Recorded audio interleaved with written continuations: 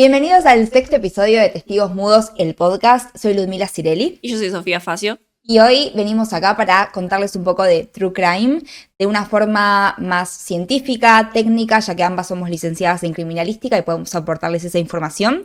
Y espero que disfruten mucho de cómo contamos los casos. No se olviden de si quieren algún caso en particular, nos lo pueden dejar en comentarios y cualquier cosa que quieran que les explicamos más en profundidad también. Así que no se olviden de también darle like, compartir con todos los amigos que son fanáticos. Y bueno. Sí, tengo muchos casos que la gente quiere escuchar y no abarcamos a tantos, pero mi mamá me habló para pedirme el de Barreda, que es un buen caso.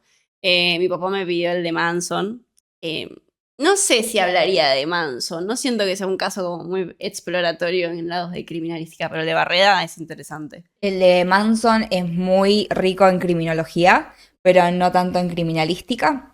Y el de Barreda, bueno, es nacional y es muy bueno, así que tenemos que hablar de ese. Sí, vamos a tratar de abarcar nacional y internacional, por así decirlo. También tenemos una pregunta para ustedes que es bastante importante. Ya estamos en el sexto episodio, muy bien. La idea nuestra es, bueno, cada temporada que cuente con 10 episodios. Pero estábamos pensando ya en la segunda temporada. Queríamos ver si a ustedes les gustaba la idea de que hablemos de desapariciones, de casos sin resolver, como por ejemplo el de Madeleine McCann, es uno muy particular. O si preferían que sigamos con esto de True Crime full, hay un culpable, hay un sentenciado, pasó esto. O bueno, podemos llegar a explorarlo por ese lado de desapariciones. Sí, o si no también hacer una mezcla, ir variando como a ustedes les guste. Así que eso también es algo que nos pueden dejar para ver qué tipo de contenido les gusta. Sí, totalmente. Eso déjenos en los comentarios. También pueden comentar en el Instagram, TikTok, todo lo que haya. Nosotras leemos todo, así que sin más preámbulos vamos a empezar con el sexto episodio, que no sé cómo decirle en cuanto al nombre porque es controversial, porque el caso es de Amanda Knox, pero Amanda Knox no es la implicada, o sea, no es la víctima en todo esto. Es como, viste, se hacen famosos los victimarios y la víctima queda en segundo plano, pero el término, o sea, acá es Amanda Knox y es victimaria. Ella es la... No es nada ella simplemente es una roommate en realidad.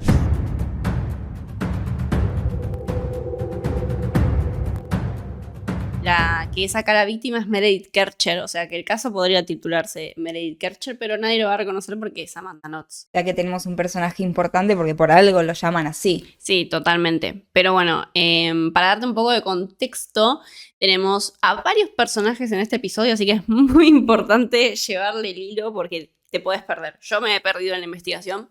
Tenemos a, como dijimos, Meredith Kercher, que es la víctima.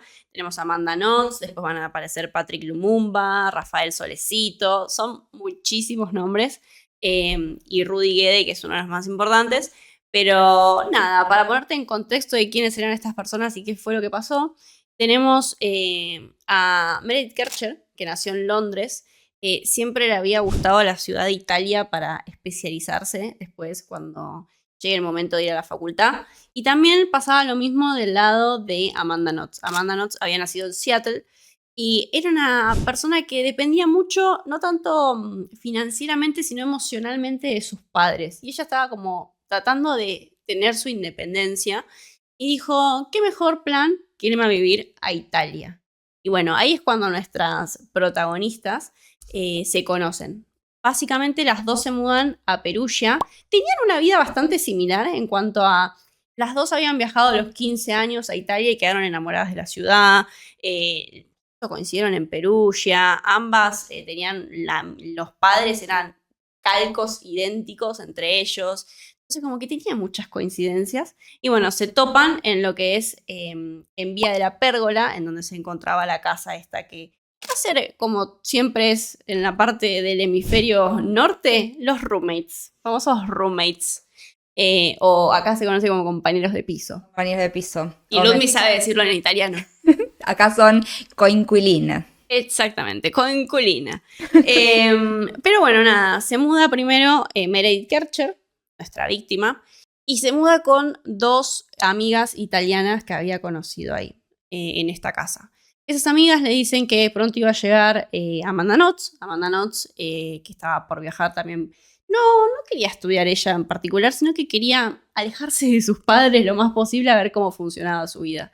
Era una piba que estaba bastante en este tránsito de querer conocerse ella misma, qué le gustaba, qué no le gustaba. Y cuando llega a Perugia se da cuenta de que todos sus ahorros le van a servir para lo que yo tenía planeado hacer.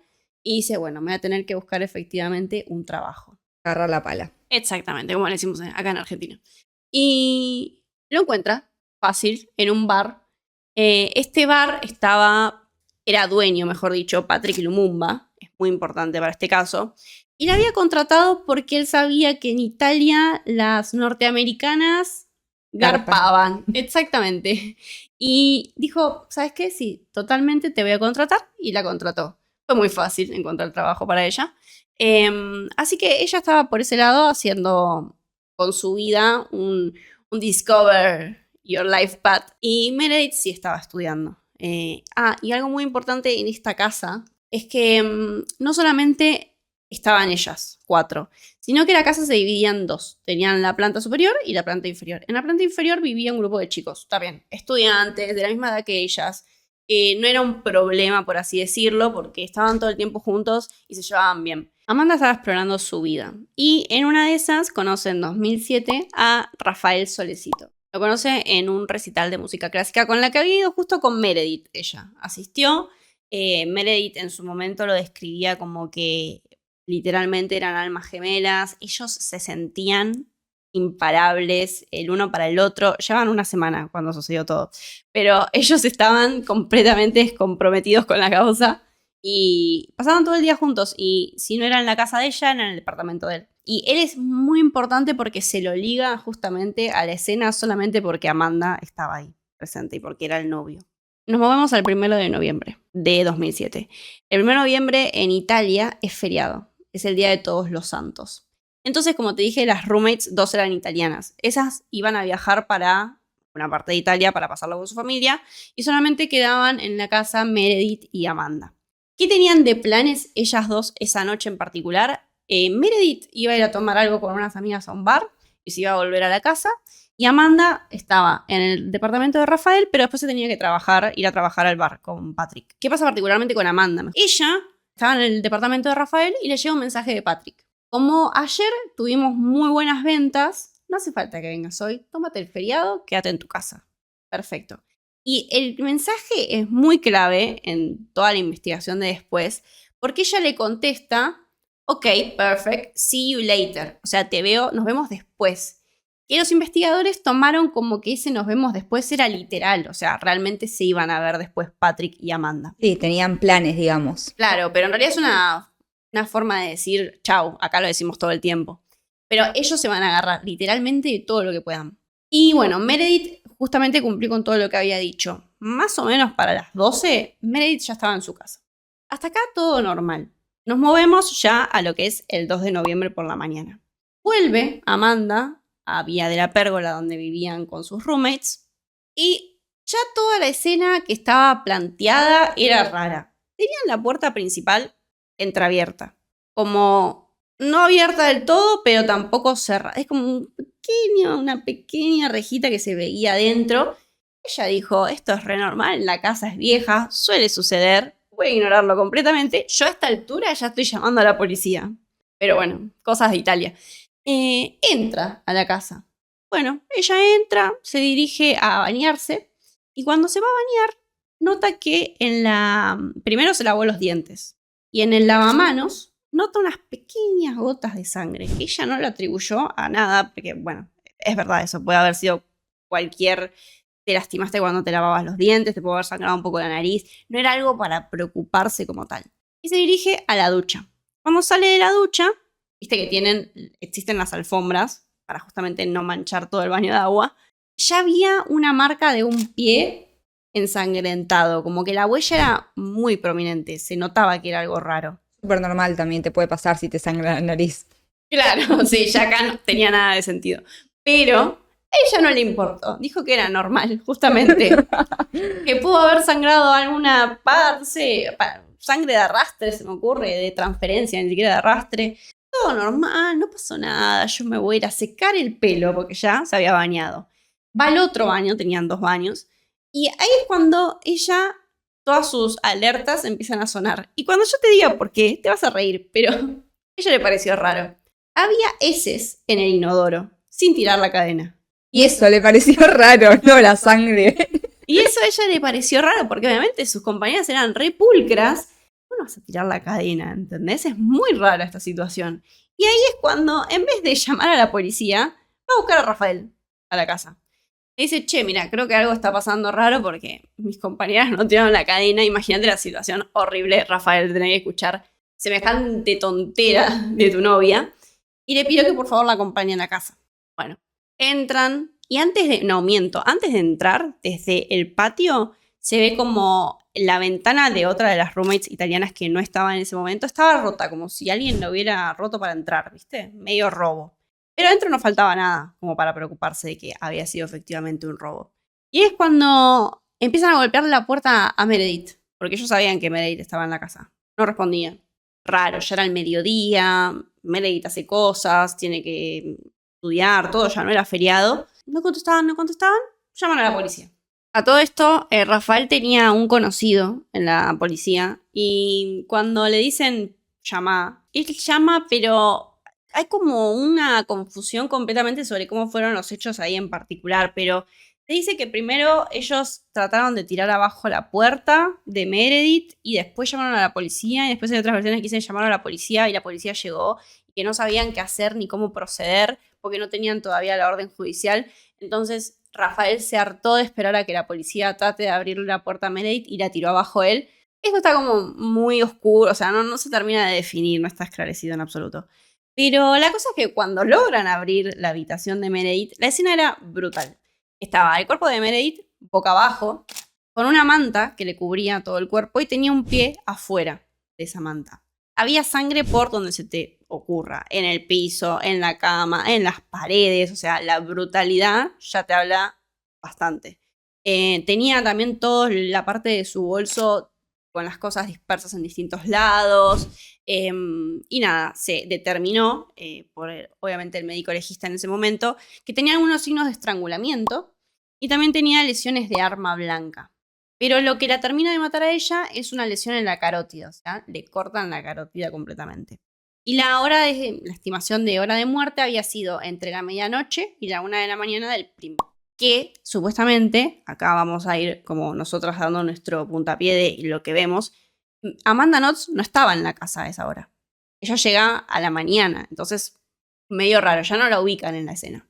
Pero bueno, no faltaba ningún objeto, no faltaba dinero ni nada apreciado. Es lo que te decía, automáticamente se descarta la posibilidad de un robo, pero tenían esta ventana abierta que rota con todos los vidrios que no se terminaba de descifrar qué era exactamente lo que estaba pasando en la habitación de la compañera. Y bueno, la hipótesis fue que todo fue un crimen que conllevó la agresión sexual y también que había participación de al menos 2 personas.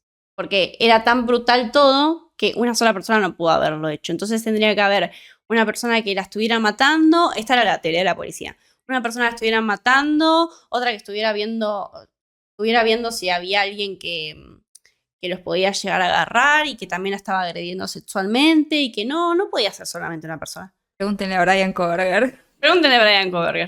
Pero sí, ellos estaban creídos que sí o sí eran 2. ¿Y quiénes eran 2? Amanda y Rafael, justamente, una pareja. Y acá es cuando ya todo empieza a distorsionarse absolutamente. La policía entrevista a todos, incluso vuelven las roommates, porque obviamente ellos les avisan. Yo lo considero que es inapropiado, pero no es suficiente para culpar a una persona. Amanda y Rafael se comportaban afuera de la escena como muy cariñosos. Se daban besos, se abrazaban. Ella tenía respuestas raras. Pero eso no es criminalística, eso no es ciencia, no corrobora que es ella la culpable. No, pero viste que siempre está esto de cómo reaccionan ante un episodio tan traumático y vos decís, pará, te acaban de decir, acabas de ver una escena completamente horrorosa donde tu roommate, tu compañera de piso está completamente desangrada y de repente te estás dando besos y abrazando con tu novio mientras la policía está ahí adentro. Eso para mí es muy subjetivo, porque cada persona, tenemos el caso de Ángeles Rawson también, de la mamá que parecía medicada, pero en realidad el discurso al principio fue que estoy yo en paz porque ella está en paz, y es subjetivo, cada persona reacciona como puede y como le sale, y también importa todo lo que es el background de cómo fueron criados. Y siento que es un evento traumático, no lo pondría en discusión eso, porque ni siquiera es una prueba para meter preso a alguien. No, por supuesto que no es nada científico. Y bueno, a Amanda y a Rafael los llevan a la estación, obviamente, sin abogado presente y sin traductor presente. Ya arrancamos mal. A Rafael lo tenían hace más de 48 horas, encerrado en un cuarto haciéndole preguntas. Nunca, jamás, las historias no coincidían, o sea, todo el tiempo coincidían, porque era lo que había pasado, y ellos querían que se pisen en algún momento para ver si eso les daba algún puntapié para ver quién podía haber matado a Meredith. Y ellos no, o sea, estuvimos en el departamento, cocinamos, fumamos marihuana, le llegó el mensaje de Patrick a Amanda y no fue a trabajar y se quedó conmigo viendo una película, después tuvimos relaciones y nos fuimos a dormir. Y no, se pisaban. Y era consistente todo el tiempo. Y ellos seguían insistiendo, pero cuando nombran a Patrick Lumumba, es razón suficiente para pedirle una pericia telefónica a Amanda, para saber qué era lo que estaba pasando, qué mensajes estaba mandando. Y acá es cuando te digo que entra el mensaje literal. Que él le había dicho, no vengas al bar, porque el día anterior fue exitoso, no hace falta que vengas a trabajar, tómate el día. Y ella le había puesto, perfecto, nos vemos después. Y ellos tomaron como que ese nos vemos después era nos vemos después para matar a mi roommate. Y ahí es completamente literal y es esto de que se perdió, está la frase de Lost in Translation, tipo se perdió ahí en el medio de la comunicación por el idioma, pero ahí también debería haber algún perito, no solamente peritos son licenciados en criminalística, sino algún técnico, o en este caso un traductor, que diga, no, esto es normal. Es como decir acá, bueno, chao, nos vemos. No es que nos vemos ni mañana ni pasado, nos vemos. Es muy, muy abstracto. Es que todas las circunstancias eran ilegales, o sea, una persona, esto está registrado, no se puede entrevistar más de 24 horas a una persona que obviamente es testigo y que sufrió haber visto un hecho traumático o estar presente o lo que sea o haber escuchado, no se lo puede someter a más de 24 horas y ellos hicieron 48. O sea, ya llega un momento que estás quemado, que decís, ni te acordás lo que decís, que empezás a distorsionar todo, entonces como que ellos querían que pase eso. No, además si no tenés pruebas tenés que largarlo, no puedes retenerlo. Exactamente. Y bajo toda esta presión, a Meredith en particular, el agravante había sido justamente que creían que era una agresión sexual y después que la mataron, entonces sentían que involucraba a dos personas. Todo esto que le estaban planteando a Amanda le llegó en un momento y bajo presión, ella hasta había dicho que la golpeaban adentro de esa sala, las mujeres como le golpeaban la nuca. Terminó admitiendo que creía haber visto como Patrick, su jefe, mataba a Meredith esa noche. Es así, literal dijo eso. Entonces, lo que hacen es perfecto. Tenemos a Patrick, tenemos a Amanda y tenemos a Rafael. Que Rafael no cuadraba todavía en esta situación, pero ya tenían a las 3 personas que ellos querían. ¿Y cuándo llaman a Patrick a declarar, a dar un testimonio, algo? Literal es lo que hacen después. Patrick es liberado porque primero lo llevan preso, le piden testimonio, todo, pero él tenía las cámaras de seguridad de su bar y se lo vio siempre en su bar. Entonces, esto perjudica más a Amanda, porque está mintiendo. ¿Por qué saliste con esa historia de la nada, más después de que te tengan 48 horas diciendo lo mismo? Y de la nada nombraste a Patrick y dijiste, no, es que lo vi. Mentira, además, porque te fuiste a bañarte y viste el inodoro y nada. Sí, Amanda después se retracta, dice que básicamente denunció a la policía por coerción y Rafael ya estaba agotado. Esto ya iban más de 48 horas. Entonces, cuando liberan a Patrick Lumumba de todo esto y quedan solamente de vuelta Amanda y Rafael, Rafael declara que Amanda podría haberse ido de su casa sin que él lo notara, a la 1 de la mañana. El amor se fue. Es que imagínate cómo le llenan la cabeza a Rafael de Amanda te está entregando, Amanda está diciendo que sos vos, no vas a hacer nada, la vas a defender. Es toda cosa que ponen los policías en la cabeza de ellos y ellos estaban bajo presión posta. Entonces cuando declara eso, empiezan con el allanamiento de la casa de Rafael. En el departamento de él encuentran un cuchillo de cocina y los peritos dicen que podría llegar a ser el arma con el que mató a Meredith Kercher. Y en el mango hay ADN de Amanda, obviamente porque era el departamento de su novio y lo usaba para cocinar, pero también en el filo hay ADN de Meredith. Muy chiquito el ADN igual de Meredith, ¿eh? No es una muestra que yo considere comparable en un laboratorio. No, bueno, es una traza, pero igual, ¿qué tenía que hacer el ADN de Meredith ahí en un departamento donde ella, por lo que estimo, no estuvo nunca? El cuchillo no debe haber salido del departamento como para que tenga contacto con ella en otro ambiente. Entonces, ¿qué hace ahí? Sí, y a mí me parece raro cómo llegaron a la casa de Rafael, encontraron eso, lo agarraron y se fueron. O sea, no encontraron nada más, solamente el arma homicida, según los policías. Ahora bien, en la escena donde encontraron el cuerpo de Meredith, se encontró un corpiño rasgado. Y 46 días después, abajo de una alfombra, se encontró un broche del sujetador ese. Y cuando lo llevan al laboratorio, ¿qué encuentran? ADN de Rafael. No. Real. Plot twist. Plot twist.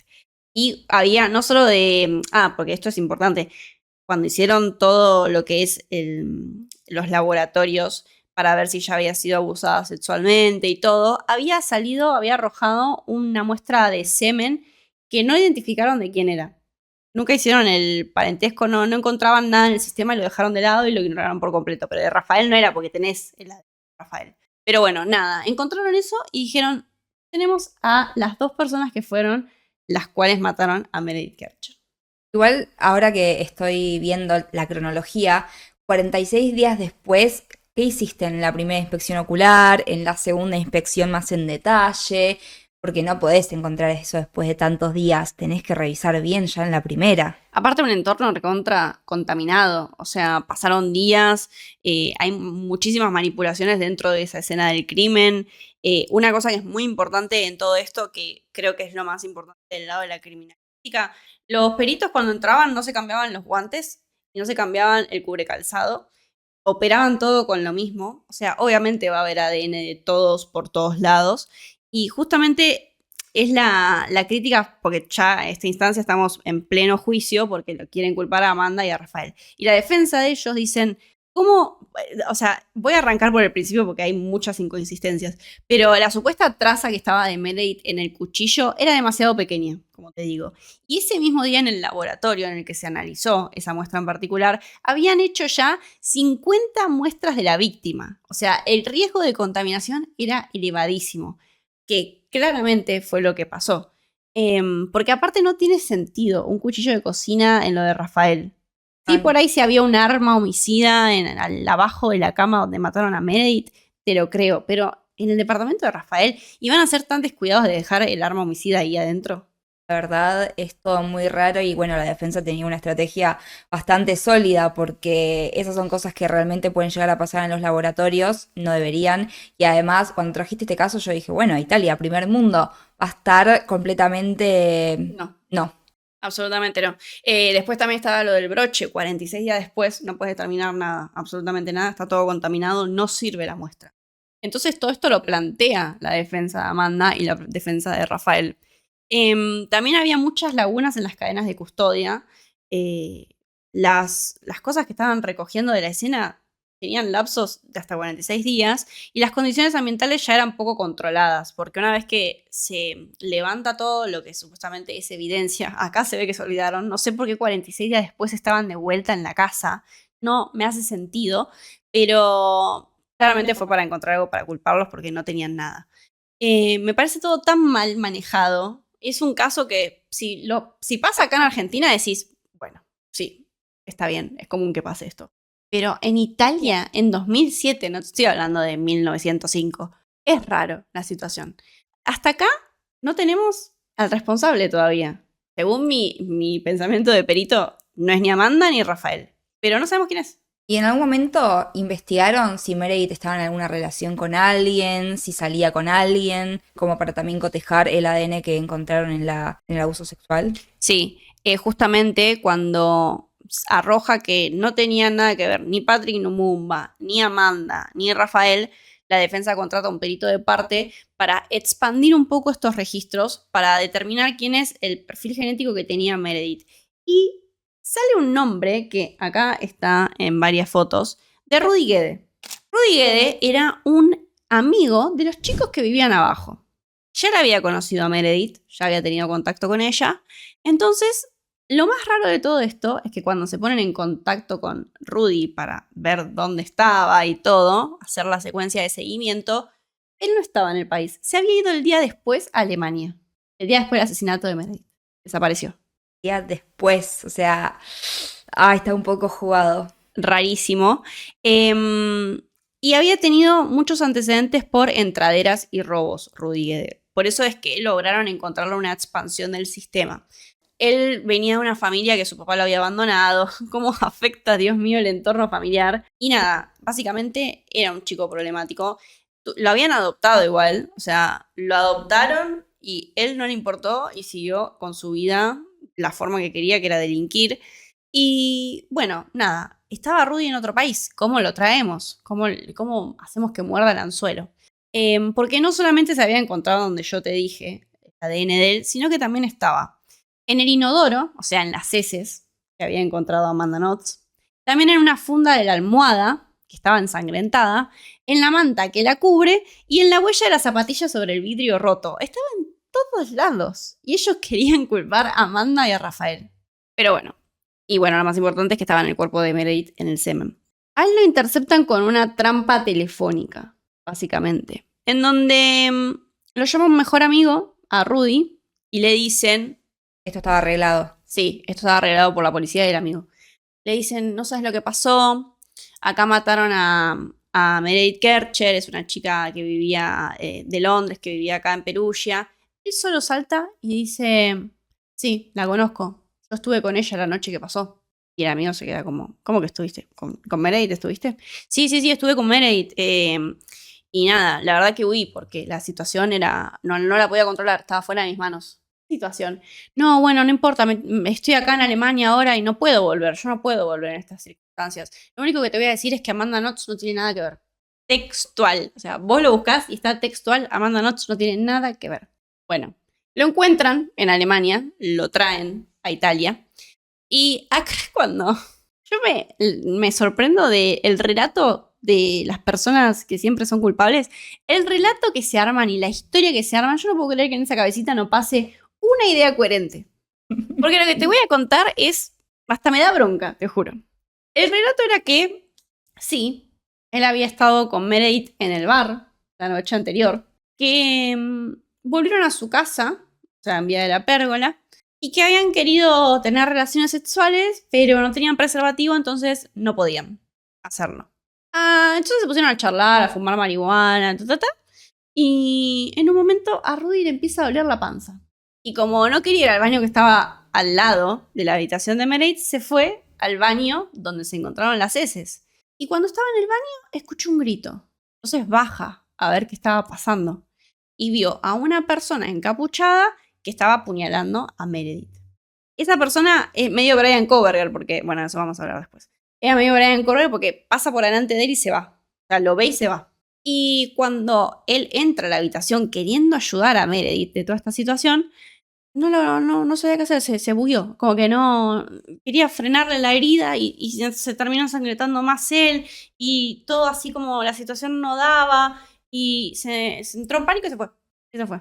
De todas formas, puede llegar a ser bastante coherente si te lo pones a pensar, de que estaba con ella, de por qué encuentran la muestra de semen en el organismo de ella, por qué encuentran en la almohada todo, por qué no tiró la cadena, porque escuchó el grito, porque después salió y realmente quizás se encontró en esa situación de yo estoy acá, van a ver esto, si yo llamo a la policía van a pensar que fui yo, me voy. Sí, además es una persona de color. Encima eso que es de raza afroamericana y también quizás pueden llegar a ser un poco racistas, sobre todo en una ciudad más chica de Italia. Sí, totalmente. Pero el tema de que a mí no me termina de cerrar la parte de si vos no sos culpable y estás ayudando a una persona, por ahí entras en pánico un par de horas y después llamas a la policía y decís, pasó tal y tal situación porque no sos culpable y no hiciste nada. Pero él tenía... Su ADN estaba en todos lados. Estaba en una almohada, estaba en la manta. ¿Quién la tapó? Porque a la piba la mataron, pero ¿por qué la taparon? También se discutía en un momento, esto me es muy polémico, pero se discutía en un momento que la persona que la había matado a Meredith era una mujer, porque la mujer, según la criminología, tenían estas tendencias de que cuando mataban a alguien, cubrían el cuerpo para sentirse culpable. Sí, eso en realidad no es de mujer, es una estadística media... No, No porque existe. no existe, porque en realidad eso es en general, los hombres también hacen eso cuando realmente algún crimen o algo te da un poco de culpa o una forma media empática de protección y tapás. Capaz, bueno, en este caso puede llegar a tener un poco sentido de que lo haya ella, él, Rudy, le haya tapado a ella porque, bueno, no pudo hacer nada y era una persona que más o menos tenía una relación o una conexión emocional. Sí, para mí fue, uy, tengo que tapar esto porque como para ponerlo un poco lindo, ¿viste? Y no, en realidad había una persona muerta y le puso la... No, pero para mí es muy raro, no me termina de cerrar el cuento de él. La cosa es que en todo eso, el moño, la frutilla del postre, es que dice que él vio la cara de Amanda, de repente, cuando hace 3 días atrás dijo que no, vio la cara de Amanda que la estaba apuñalando. O sea, era la persona que estaba de negro. Sí, la vio. Contradicciones por todos lados. No me cierra. Y bueno, él aceptó un juicio abreviado, obviamente, menos plata, y lo declararon coautor de homicidio y abuso sexual real. Y encima le redujeron la pena. Él tenía 24 años, después pasó a tener 20, y después tuvo 16 años adentro de la cárcel. Nada más. Coautor, ¿y quién era la otra persona? No hay. No hay, y entonces coautor de qué? Exactamente, para mí es autor, pero bueno, ellos le pusieron coautor, porque sentían que sí o sí tenía que haber otra persona involucrada. Era intuición de la policía. Señor juez, la prueba es mi corazón. No, dame una prueba científica que valga. Si está el ADN de esta persona en todos lados, no es ningún coautor, es el autor. Pero bueno, en 2009 se decía que no solamente había sido Rudy Guede el que había hecho el homicidio, justamente por eso le dicen coautor, sino que los autores principales habían sido Amanda Knox y Rafael Solecito. De vuelta, exactamente. Y los condenan a 26 y 25 años de prisión. La narrativa oficial es que fue un ataque múltiple con un móvil sexual y un stalking de robo. Esto quiere decir que la teoría de la policía, del fiscal, fue que como Rafael y Amanda eran tan experimentados en la parte sexual, quisieron ofrecerle a nuestra Meredith Kercher un encuentro entre los tres. Meredith Kercher dijo que no, entonces ellos se enojaron y la mataron. Esa era la hipótesis del fiscal. Muy brutal. Demasiado, ¿no? Porque matar a alguien porque te dijo que no es una banda. Pero bueno, ese era el móvil sexual que tanto estaban diciendo ellos que querían. En 2010, porque como te dije, todo esto fue en 2009, cumplieron un año de prisión, arranca la apelación, porque ellos obviamente la pidieron. Y arrancan a desmembrar todo lo que es, no sé si la palabra desmembrar justo en este podcast está buena, pero empiezan a ver todas las evidencias que estaban en contra de ellos y a ofrecer el testimonio de peritos de parte, que fue todo lo que te estaba contando antes. Las muestras que estaban contaminadas, también el hecho de que habían pasado 46 días y estaba sometido a condiciones climáticas, etc. Todo eso se lo presentan al juez. Y esto es textual. La traza de Meredith en el cuchillo es ínfima y la práctica del laboratorio riesgosa por el volumen de muestras. El broche apareció tarde, el broche de Corpiño, y mal custodiado. Esto quiere decir que se violó el principio de trazabilidad. Ya el juez a esta altura no podía hacer absolutamente nada. Entonces el 3 de octubre de 2011 los absuelven a Amanda y a Rafael. Acá hubo un tremendo lío porque se metió hasta Trump en esta situación, cuando Obama era presidente. Se metió Trump porque según él no se metía Obama, entonces alguien tenía que hacer algo, porque ¿cómo puede ser que Amanda Knox, estadounidense, la estén juzgando? Está bien igual, en mi defensa. Están juzgando en el lugar donde sucedió. Exacto. Pero ¿cómo era que la habían sometido a 48 horas sin abogado, sin un traductor presente? Bueno, se metió Trump en todo esto.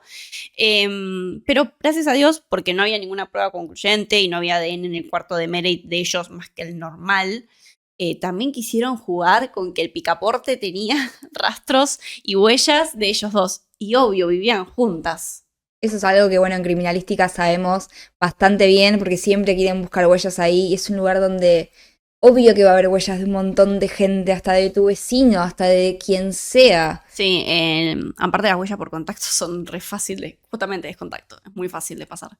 Pero a todo esto pasó en el 2007, ya habían cumplido 4 años dentro de la prisión. Pero bueno, nada, básicamente eso fue. En 2011 la Corte Suprema Italiana dejó definitivamente libre de cargos a Knox y a Solecito por el homicidio de Meredith Y el foco de todo esto quedó, en mi opinión, en Rudy, que es quien yo creo que cometió todos estos actos. ¿Y él sigue cumpliendo su pena? No, ella está libre y escribe un libro. Todos escriben libros hoy en día. Y también hay una adaptación de la serie. ¿En serio? Sí, de todo esto. No sé, ¿qué opinas? Porque yo, la verdad, es como que llega un momento en donde digo, sí, la verdad que la culpa la tenemos la criminalística y todos nosotros los peritos que actuamos mal. Sí, en realidad acá la negligencia que tuvo la policía y todos los técnicos de laboratorio fue clave. Fue clave, se arruinó un caso, se arruinó una defensa justa, se arruinó el respeto por la víctima, la justicia por la víctima, por la familia de Meredith. Absolutamente todo se violó y la negligencia, no puedo creer todavía la negligencia italiana.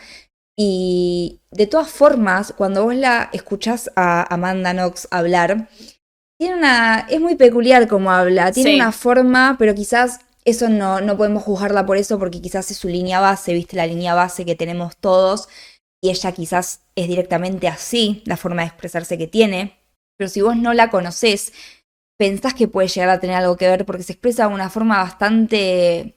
tiene una personalidad peculiar, es como extrovertida, como habla mucho como si conociera todo el caso en profundidad, como realmente si ella fuera su abogada, y eso te llama un poco la atención. Te condiciona, sí. A mí me pasó que cuando investigué el caso y después vi el documental que tiene Amanda Knox, en donde habla ella en primera persona, yo al principio creí que realmente había sido ella. No sé si Rafael, porque Rafael no me cuadraba desde el primer momento. Pero por esto que decís vos, porque ella tiene una forma de. Justo cuando le estaban haciendo pericias en la casa, ella también dijo unos comentarios de mal gusto, que se entendió mal, que obviamente ellos transversaron todo lo que pudieron, el caso. Pero después la catalogaban de Amanda Nozzi, le decían Fozzi Nozzi, era el apellido y el nombre que le habían puesto a ella. Porque justamente consideraban que era una persona que como le gustaba explorar a nivel sexual con su pareja y otras personas, y todo esto había sido un homicidio porque Meredith le había dicho que no a esas prácticas sexuales. Entonces le pusieron el peor titular por años. En Italia tenía como prohibido entrar porque todos los medios, todos los periódicos, en el documental de ella, en el que habla ella en particular, hay un periodista que yo cuando lo miraba decía, no puedo creer que estoy viendo y leyendo esto. Empecinado con que era Amanda Knox. Y el fiscal, ni te cuento, se obsesionó. El fiscal después se retiró, imagínate. Porque fue asquerosamente horrible cómo se manejó este caso. Desde la criminalística hasta la justicia. No, estaban obsesionados realmente con ella. Y bueno, de todas formas, es medio raro las comunicaciones. Quizás a ella la presionaron mucho cuando la tuvieron 48 horas y le forzaron a dar una declaración, eso de que vio a Patrick que estaba ahí. Pero bueno, hay cosas de esas que nunca quizás se van a saber. Pero lo más contundente fueron los indicios que encontraron de Rudy en la escena del crimen. Y bueno, se debería haber dejado ahí, pero... Sí, 4 años lo patearon a Rudy. Que, ay, no sabemos de quién es este ADN. Todo perito sabe que si no lo encuentra acá tienen que expandir las bases. Y a todo esto no había ninguna otro medio de prueba como grabaciones, filmaciones, no, porque era un pueblito. Era un pueblito, no había nada. No había nada que ubique a Amanda o a Rafael. Era el testimonio de ellos contra toda la policía. Eso es un caso para aprender. Es como un par que hay acá en Argentina. Deja mucho que desear de parte de los peritos. Y nada, eso. Espero que les haya gustado. Espero que te haya gustado este episodio. Tenía Me muchas gustó. ganas de hablar de Amanda Knox, que no es el caso de Amanda Knox, es el caso de Meredith Kercher. Sí, es el caso de Meredith Kercher porque la verdad la víctima se la olvidaron. El Y peso que generó, el aura que generó Amanda Knox para que el caso se llame así. es como dijiste vos, se obsesionaron con ella y el caso empezó a ser de ella. Y la verdad me gustó mucho porque cruza esto de que fue en Italia, pero a la vez son personas que eras en ese país y se cruza la justicia. Y bueno, también se metió Trump como también como muestra de esto. Y bueno, es un caso la verdad re interesante, sobre todo porque a nivel justicia nos sigue sin saberse muy bien quién fue. No se sabe. Yo, en mi opinión de ahora de criminalística, podría decir que fue Rudy Guede por toda la prueba en contra de Rudy Guede que hay y por todo esto de pisarse. Primero no estaba Amanda Knox, estaba Amanda Knox y claramente la vas a culpar cuando sabes que el foco está en ella. Te vas a desligar vos completamente. Pero bueno, eso es todo, gente. Espero que hayan disfrutado este capítulo No se olviden de dejarnos casos que quieren que abordemos, de dejarnos los comentarios de si quieren que en la segunda temporada incorporemos un tipo de desapariciones. Siento que el caso de Madeleine McCann tendría que abrir directamente porque es muy peculiar. Pero también tenemos acá a Sofía Herrera y podemos hablar de ese caso también. ¿Algo más? Nada, espero que lo hayan disfrutado un montón como lo disfruté yo. Gracias, Sofi, por contarlo. Y bueno, nos vemos en el próximo capítulo. Nos vemos. Chau, Chau, chau. chau.